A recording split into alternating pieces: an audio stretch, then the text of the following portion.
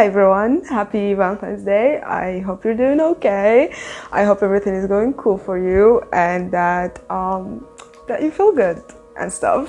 Before I start talking about this one book that I want to talk about this Valentine's Day, I do want to mention that I've done before videos, either short video vlogs or short video reviews or vlogs of more romance books in all kinds of genres, and I'll be linking them somewhere up here for your viewership and more recommendations, because this Valentine's Day I only want to recommend one book. There's just one book that you need to read for this month. It is the month of love, and this one book, it is the most heartbreakingly beautiful, achingly exquisite book that I've read in a very long time. I picked this up out of nowhere and it was absolute serendipity. It led me onto a very heartbreaking ride. So this is Arrête avec tes mensonges by Philippe Besson. I have read the French version. I started with the French version. I did not have any idea what I was in for.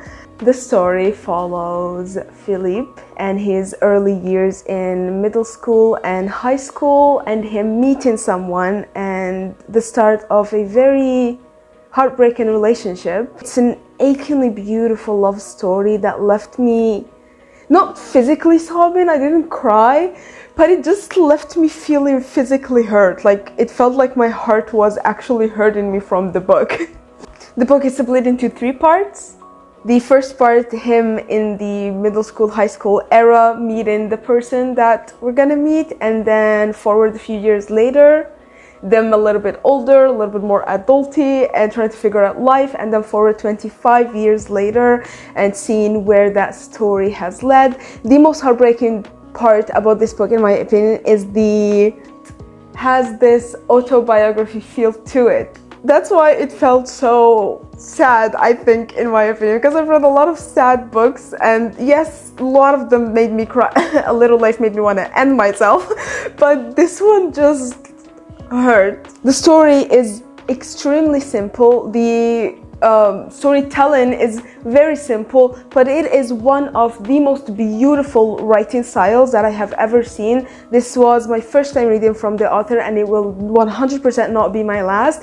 The writing is incredibly poetic. It takes something so mundane, something so simple, and transforms it into absolute, complete, exquisite beauty, just with the way that it describes it, just with the way that it lays it, just with the way that it lays the settings, sets the settings for us, and explains feelings, explains love, explains physical acts, explains everything in the most beautiful way. We were 18, now we are 40. We are no longer who we once were.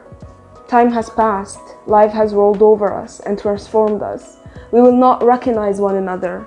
It doesn't matter how well appearances have been preserved. It's who we are at the root. Above all, we will no longer find the thing that first pushed us towards one another that day.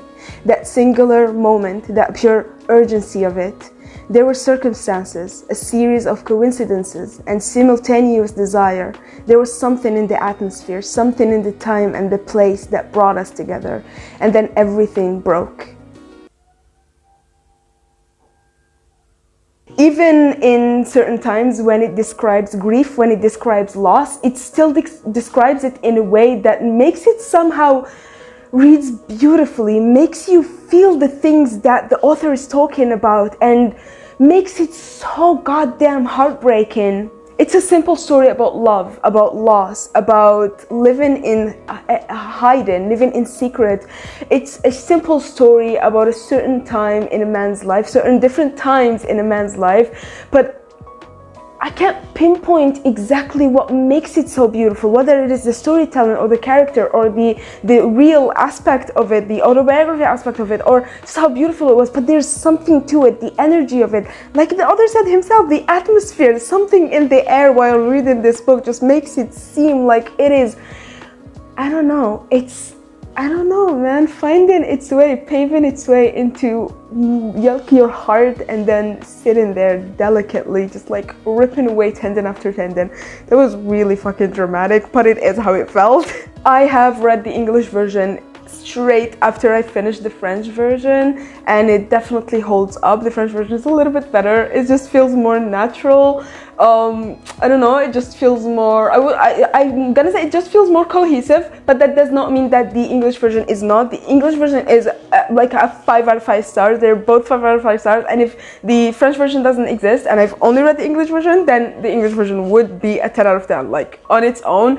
But there's something about reading the original script that just elevates literature, just elevates art in itself, like as a whole, not just in books, that I don't know, like it takes something, translation takes something out of it. But the translator of the English version, which is called Lie With Me, by the way, this is what it looks like, has done an absolutely incredible job.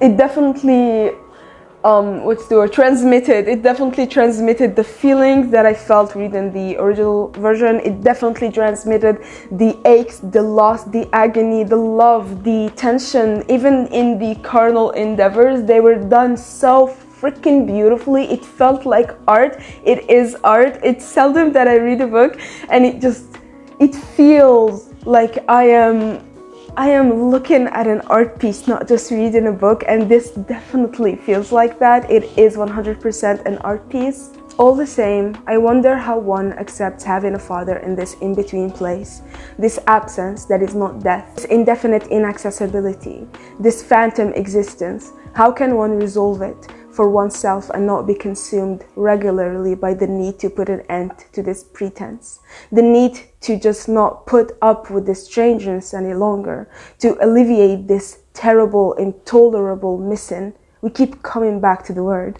No matter how much you want to respect someone's freedom, I can't reduce too much of it because I'll end up spoiling the entire story, the entire plot, the entire ending of it for you. But just from those little quotes, you can see how absolutely beautiful the wording of it is. Like the goddamn workmanship of the wording. I know there's a word there, but I can't remember it. But there's this craftsmanship with the wording that is just absolutely genius, that is beautiful, that flows so beautifully, that feels like, oh man, it just feels like sunlight, if that makes any sense. It just feels so beautiful. It's not a happy book. It is not a happy ending, so please do keep that in mind if that's what you're looking for. This is not the book. Again, videos up here, so you know, the other recommendations if you're looking for other stuff. I have recommended sapphic stuff, gay stuff, any part of anything stuff. I have recommended